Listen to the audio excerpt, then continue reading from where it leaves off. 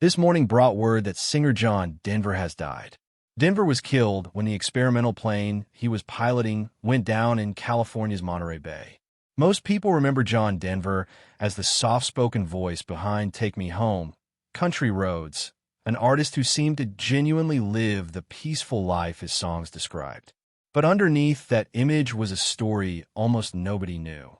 A marriage that fell apart in a moment of real destruction. A lifetime spent chasing approval from a father who almost never gave it. A legitimate shot at becoming one of the first civilians in space. And a final flight that came just 15 days after he bought the plane. None of it sounds like it belongs to the same man. It does. Here's what actually happened to John Denver, told through 7 moments that reveal the person behind the image, and why he was far more complicated than the memory most people carry of him. The bed he took apart with a chainsaw. In 1982, John Denver's marriage to his first wife, Annie Martell, came apart for good. They were dividing up the house piece by piece, the slow, painful way most separating couples do it. John left the house that day angrier than anyone around him had ever seen him. He came back alone with a chainsaw. He sliced a corner off the kitchen table first. Then he went into the dining room and did the same thing there. Then he walked into the bedroom, the one he'd shared for years with the woman he'd once written the era's most famous love song for, and tore the headboard apart, then cut the bed itself straight down the middle. This isn't second-hand tabloid material. John described the whole scene himself, years later, in his own memoir, in plain and almost embarrassed detail. Annie has since said publicly that the man swinging that chainsaw felt like a completely different person from the one who'd written her a song on a ski lift a decade earlier. To understand how those two men were somehow the same person, you have to go back to a kid who didn't even have his real last name yet. A name pulled off a map to get away from his father. He was born Henry John Deutschendorf Jr. on New Year's Eve, 1943, in Roswell, New Mexico. For years before that town became known for something else entirely. His father, known as Dutch, was an Air Force pilot who went on to set 3 international speed records in a supersonic bomber and later earned a place in the Air Force Hall of Fame. Dutch could handle a jet moving twice the speed of sound. Affection was a different matter. The family moved constantly, and by the time other kids his age had a best friend, John had already been the new kid in 5 different states. He tried running away from home once and didn't get far. The one place that ever felt steady was his grandmother's farm in Oklahoma, where at 11 years old his other grandmother handed him an old Gibson guitar, the first possession in his life that never got packed into a moving truck whenever his father's next assignment came through. Years later, he dropped out of an architecture program in Texas and drove to Los Angeles with that same guitar and barely any money, auditioning for one group after another and getting nowhere. In 1965, a folk group leader told him flatly that a name like Deutschendorf would never work on a marquee. So he picked a new one off a map, the capital of the state he loved most. He became John Denver, quietly setting aside the very name his father had spent a career making known inside the Air Force. That same year, he beat out roughly 250 other hopefuls to join the Chad Mitchell Trio, one of the country's biggest folk acts. Around the same time, he wrote a song originally called Babe, I Hate to Go, and burned copies of it as Christmas gifts for friends, never expecting anything to come of it. His producer, Milt Oken, also happened to be producing a trio called Peter, Paul, and Mary, and passed the demo their way. They retitled it Leaving on a Jet Plane, which became the only #1 hit of their career. John got a songwriting credit and not much money, while his own first 3 solo albums on RCA all flopped, one after another, to the point where the man who'd invented a whole new identity for himself was in danger of becoming a footnote inside somebody else's success story. The father whose name he'd set aside was, without either of them realizing it, quietly waiting for a very different kind of reunion. A father who broke the sound barrier, but never the silence. For most of John's early life, his relationship with Dutch looked more like distance than open conflict. Dutch drank heavily, kept the family moving from base to base, and never quite figured out how to talk to his son the way he talked inside a cockpit. The only place John felt at ease as a kid was his grandmother's farm, with animals to tend, country music on the radio, and a night sky he could actually see without city lights washing it out. That kind of calm was rare in his childhood, and it vanished for years once he left home. Then, in the mid-1970s, once John was already famous in his own right, something shifted. He decided to learn to fly, and his father was the one who taught him. For the first time, the two of them had a shared language that didn't require the words neither of them was ever good at finding. John eventually logged more than 2,700 hours in the air, earned ratings in single-engine, multi-engine, glider, and instrument flying, and flew his own Learjet in addition to collecting vintage biplanes. Dutch died in 1982, the same year Annie filed for divorce, meaning John lost the two people who'd shaped him most within months of each other. Flying was the one thing that still felt solid under him. That same pull toward the sky was about to put him closer to real historic danger than any chainsaw ever could.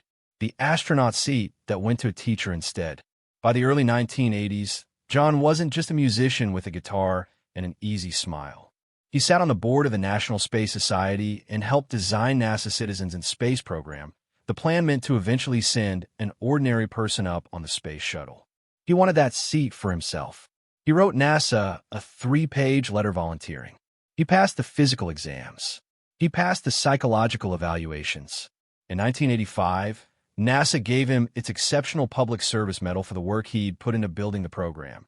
And by his own account, he believed he was the leading candidate to be the first civilian in space. Then President Reagan announced that the first citizen in space would instead be a school teacher chosen from more than 11,000 applicants. Her name was Krista McAuliffe. On January 28, 1986, the Space Shuttle Challenger broke apart 73 seconds after launch, killing all 7 people aboard. John had been passed over for that exact seat months earlier. He wrote and recorded a song called Flying for Me, dedicated to every astronaut who'd ever flown, and organized a benefit concert that raised $50,000 for the families of the crew he'd nearly joined. In public, he handled the tragedy with the kind of careful respect anyone would expect. In private, he didn't stop chasing space. He reportedly approached Soviet officials about flying to the Mir space station instead, and by some accounts was quoted a price near $10 million for a week-long trip that would have required learning Russian and training near Moscow for close to a year. That deal fell apart for reasons never fully explained publicly. He kept reaching for the same sky that had just killed someone sitting in the seat he wanted. Eventually that sky would turn on him too, just not from orbit. Long before any of that, in fact, he'd already become the first American artist to perform in the Soviet Union during the Cold War, a 1985 trip that inspired his song, Let Us Begin, and reflected the same instinct that pushed him toward space in the first place, an urge to close distances other people treated as permanent. 10 minutes on a chairlift that saved a marriage no one could really save.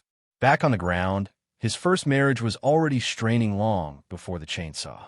He and Annie had married in 1967, back when John was still broke and unknown, and once his fame took off after 1971, she found the attention overwhelming. They tried to have children and couldn't, since John was unable to father a child biologically at the time. So they adopted 2, a son in 1974 and a daughter in 1976. Before either adoption, in 1973, John left for Switzerland for 6 days during a rough patch in a marriage, and Annie later said it felt closer to 3 months to her, alone and waking at 4 a.m. to cry. She eventually called him, and they agreed to try again. Weeks later, John went skiing in Aspen, rode a chairlift to the top of the mountain, and in roughly the 10 minutes it took to get there, wrote the entire melody and lyrics to Annie's song in his head. He skied down, grabbed his guitar, and played it for her that same day. It hit #1 in 2 countries within months. That period turned into a run of hits most casual fans don't realize all came from the same handful of years. Rocky Mountain High, Sunshine on My Shoulders, Thank God I'm a Country Boy, and Calypso, written for his friend Jacques Cousteau's research ship, an early sign of an environmental streak that would come to define much of his later life. He was named Poet Laureate of Colorado, performed at the White House, and starred opposite George Burns in the 1977 film Oh God. By nearly every outside measure, he was one of the biggest recording artists on the planet during those years, filling arenas and hosting television specials alongside names like Frank Sinatra. From the outside, it looked like a man who had everything. Annie later said the song that started it all began as a gift, but came to feel, over time, more like something he was praying for than something he actually still had. It wasn't enough to hold the marriage together. John admitted in his own writing to repeated affairs, and by the late 1970s, he was rarely home for more than a few days at a stretch. That marriage limped along for close to another decade before it ended in the exact chainsaw scene already described. By the time it was finally over, John had already met the woman who'd become his second wife. That marriage would end with him in handcuffs. The night he was arrested, the same day his second marriage ended. In 1986, while still hunting for another way into space after being passed over for Challenger, John was touring Australia when he spotted a 25-year-old singer named Cassandra Delaney on stage. He was 42 at the time, 17 years older than her.